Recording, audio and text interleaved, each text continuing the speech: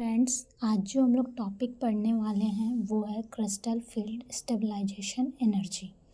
इस टॉपिक में जानेंगे कि क्रिस्टल फील्ड स्टेबलाइजेशन एनर्जी होता क्या है और कौन सा कॉम्प्लेक्स मतलब उसका स्टेबलाइजेशन एनर्जी क्या है। According to CFT, under the influence of 6 ligand approaching toward the central metal ion during the formation of octahedral, CFT के अनुसार जो ऑक्टाहेड्रल होता है लिगेंड 6 जो होता है उसको जैसे एक मेटल एटम है, एग्जाम्पल में जैसे ये मेटल एटम है और इसकी तरफ CFT के अकॉर्डिंग 6 तरफ से इसको लिगेंड अप्रोच करते हैं। ये था हमारा फर्स्ट पॉइंट और फॉर्मेशन होता है ऑक्टाहेड्रल का। The d orbitals of the central metal ion are split into 2 sets। दो सेट्स में d ऑर्बिटल टूटता है, पहले भी देखे थे हम लोग, T2g और EG सेट। T2g जो होता है वो ऑक्टाहेड्रल का केस है, ये उसमें लोअरिंग द एनर्जी होता है और EG सेट जो होता है वो हायर एनर्जी होता है।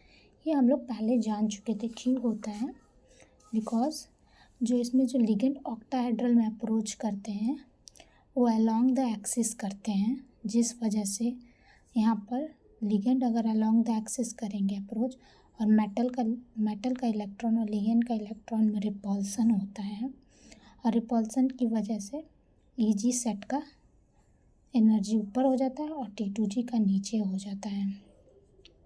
ये था पहला रीज़न, इस वजह से EG ऊपर जाता है T2g नीचे, क्योंकि मेटल का इलेक्ट्रॉन्स और लिगेंड का इलेक्ट्रॉन्स के बीच में रिपल्सन होता है। इस रिपल्सन की वजह से EG ऊपर T2g नीचे। क्यों? क्योंकि जो EG सेट होता है वो अलोंग द एक्सिस कौन आता है, EG set along the axis आने वाला जो है वो EG सेट, इस वजह से ये ऊपर हो जाता है। सेकंड पॉइंट जो है वो हमारा बताता है कि दोनों के बीच में एनर्जी गैप कितना होता है। दोनों के बीच में जो EG और T2g के बीच में एनर्जी गैप जो होता है वो 10 dQ होता है। The energy of T2g is lower by the 2/5 डेलो। जो एनर्जी होता है T2g का वो 2/5 डेलो होता है 4 dQ। और द एनर्जी ऑफ EG का मतलब T2g कितना लोअर जाता है उसका एनर्जी 2/5 डेलो या 4 dQ, और EG कितना ऊपर जाता है 3/5 डेलो 6 dQ। ये हम आपको बताते हैं कैसा होता है। जैसे ये ऑक्टाहेड्रल का केस है, यहाँ d ऑर्बिटल है 5,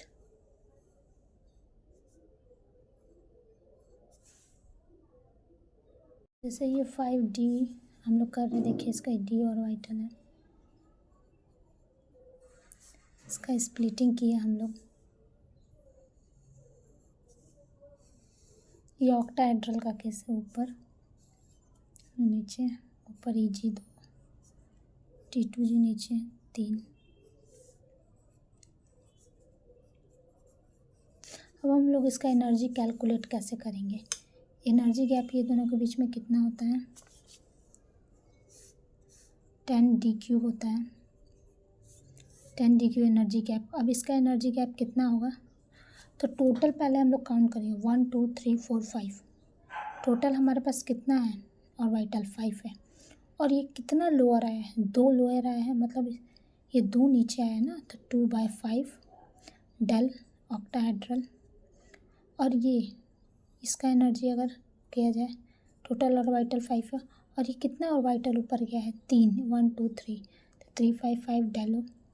और डेलो क्या होता है, डेलो हमारा 10 dQ होता है, तो यहाँ से हम लोग कैलकुलेट कर सकते हैं कितना हो जाएगा 2/5 × 10 dQ इज इक्वल टू यहाँ 2 4 dQ, और यहाँ 3/5 × 10 dQ is equal to 6 dQ। अब ये देखिए ये एनर्जी लोअरिंग आया है, मतलब इसका एनर्जी डिक्रीज़ किया है 2, तो यहाँ क्या साइन होगा -4। ये ऊपर गया एनर्जी तो यहाँ प्लस, तो ये माइनस प्लस कहता है, इसका एनर्जी लोअरिंग, वहाँ माइनस, ये ऊपर प्लस। ये था पूरा एक्सप्लेनेशन कैसे एनर्जी निकालते हैं, कितना एनर्जी होता है, माइनस कैसे लगता है, प्लस कैसे लगता है। तो यही चीज़ यहाँ पर भी है।